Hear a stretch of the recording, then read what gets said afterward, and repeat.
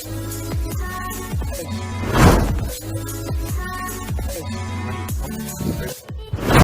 guys, welcome to my vlog, Kapitan Tulits Vlog. Yan guys, ngayon may ginawa kaming binubungan kami ngayong bagong project. Ano to, apat na unit siya na apartment. Yan. Ang haba ng yero to guys, 19.2 ang haba ng yero guys. Kaya ang ginagawa namin, nagkaroon kami dugtong dito dahil una-una nahirapan yung pag-deliver ng tracking dito kasi medyo maliit kasi iskinita papasok dito sa itong site na to ngayon. Kaya ang nangyari sa amin dito, dugtong namin ng yero. Yan. Mahirap kasi pag-deliver dito sa tracking. Yan ang dugtong guys. Oh. Ngayon, ang kadugtong sa ilalim nito hanggang dito pa yon. Siguro mga 1 metro yon. Dapat naka sa parlina. Ang dulong yero na yon dito sa ilalim ng parlina para in case pag malakas ang hangin, hindi siya basta-basta makapasok sa loob sa dugtungan. Yan yun ang singawan sa CR. Doon sa master's bedroom, kailangan magkaroon singawan. Binutas namin dito sa yero para pag plus ng tubig, paggamit nila sa CR, mabilis mag-plus ng tubig. Yan. Yon singawan din yung singawan.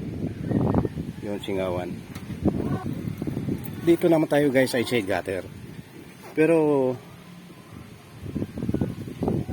kung ako lang masusunod dito, kung ako lang, dapat dito outside gutter. Pero yun ayon nga sa desisyon ng may-ari, gusto na niya inside gutter daw.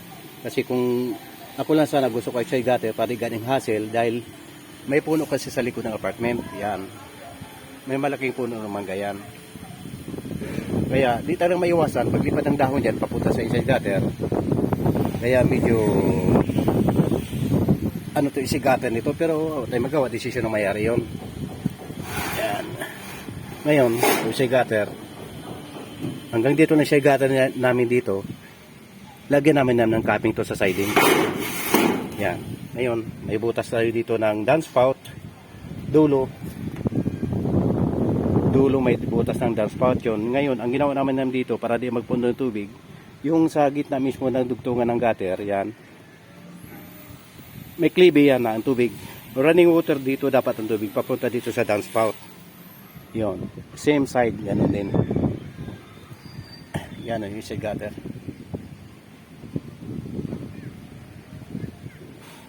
Yan. Ngayon, dahil yung fire roll natin ngayon, libilado siya. So, ang yero niya, dito sa kabila, ang fire roll mataas, kabila naman, doon sa dulo, medyo mababa na. Ngayon, ang ginawa ko naman guys, kasi actually ako nag-estimate ng materials nito. Ako rin nagsusukat. Ngayon, para makatipid naman ang may-ari, ang balak ko sana babain ko to. Sakupin ko dito dapat. Kung tutusin dapat dito, dapat buto, sakupin ko to. Ngayon, binukod ko lang yung flashing niya. Kasi, dito sa kabila, medyo mataas yung yung firewalls, lulo naman maliit na lang. So, ginawa ko na binukod ko yung flashing niya sa kakaping. Ngayon, pagdating dito sa dulo, kapos ang flashing niya, nakita nyo. Ngayon, kapos ang sa taas. Para makatipid naman ang may-ari sa materialis, yung putol niya mula sa dulo, ito na putol sa dulo kasi yan. Ito na putol sa dulo. Kakaunti namin ngayon dito. Para pagsaklob namin ng sombrero ng wall capping, sakto siya hanggang dito siya.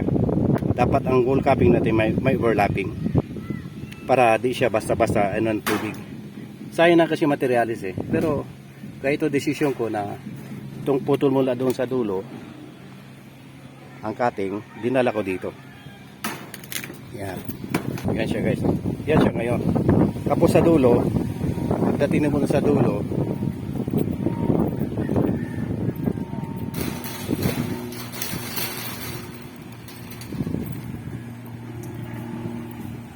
sa dulo ang lumabas sa dulo ng firewall dito.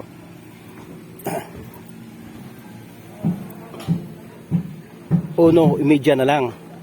Ang doon sa dulo, ang sukat niya mula sa zero hanggang sa height ng firewall, 16 inches yun. So, ang putol niya dito, kinakat namin dito, dinala ko doon. Yun, yung ayon sa nakita nyo kanina. Yan, kung napansin nyo yan, yung halos kapos, pating na siya, halos kapos. Pag tingnan natin siya ngayon, yung unit na yung partition wall ng capping ng unit apartment. Ngayon, ito na ngayon siya. Yan. Dahil kapos yung ano natin dito, bindid na flashing natin, itong tinabas mula doon sa doon sa dulo, ito na siya ngayon. Yan, dinala namin dito. Para di masayang tabas. Makatipid naman ang may-ari naman sa materialis. Ito naman dugtungan na to guys. Actually, tumatakbo naman ng tubig eh. Pero talagang para maging safety naman tayo, ang gagawin ko dito, isisilan ko pa rin dito. Para just in case malakas yung umaanggi ang hangin papunta dito, ang overlapping niya dito hanggang dito lang 4. So para maging safe naman tayo, isisilat na lang namin ito yung mga lahat na dugtungan. Yan. Yan. Lahat na dugtungan at sisilat namin yan. Para iwas tulo.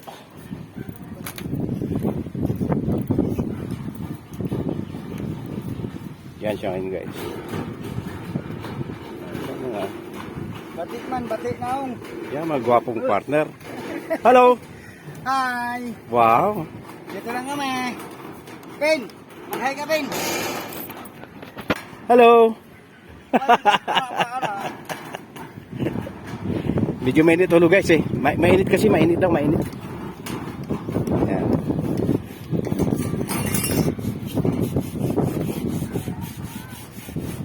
Yan ang dulo. Ayun, ang gagawin ko dito guys. Ang gagawin ko naman dito. Itong dulo ng hero, lagi niyong tandaan, ito idea ko lang sa inyo. Yung dulo ng hero nito, dapat lagi may tubi yan. Bakit?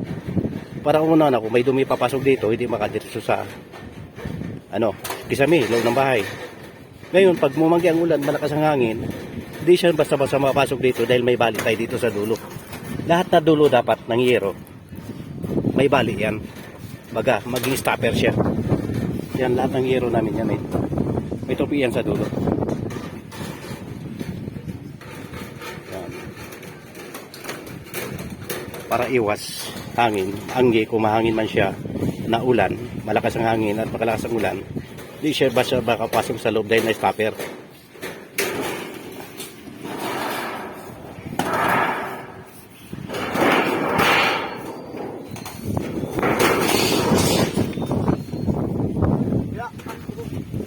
Bakit ganun tabas?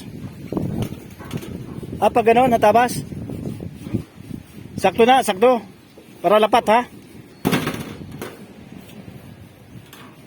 Yun, very good. Dali. Yun, guys, tingnan mo guys, oh. Kanya nga ideya lang siya. Para mapag natabas niya dito, kung siya yung pattern. Yung pattern na yun, guguhitan niya hanggang diretso. Ano kanya yung pattern, yung diretso tinabas na hero? Tinabas na hero. Yan, guys. Magaling ka lang. Tipi lang, tipi. Oh. Tipi. Tipi lang, ano ba, ano? Sir, Ano lang? Kap. Sir. Salamat, Kap. Sisipag nyo talaga. Ano lang, tipi. Sunod may gagawin tayo ha. Asintada palitada ha. Yeah. Tirahin natin yon.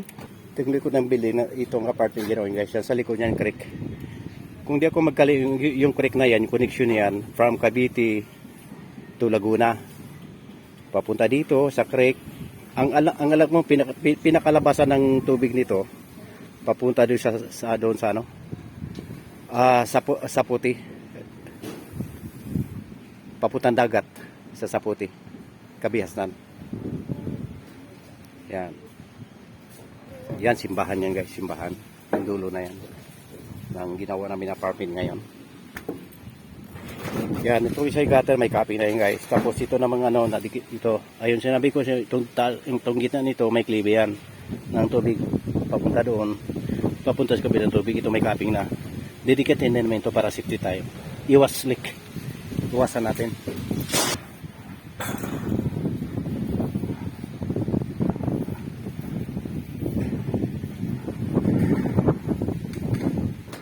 sa nakapanood ng vlog na to. Ito guys, hindi na magkagana ng content to na pinakita ko sa inyo, pero gusto ko lang i-share ko lang sa inyo mga nagawa namin. Daghang salamat sa inyong tanan. Keep safe everyone.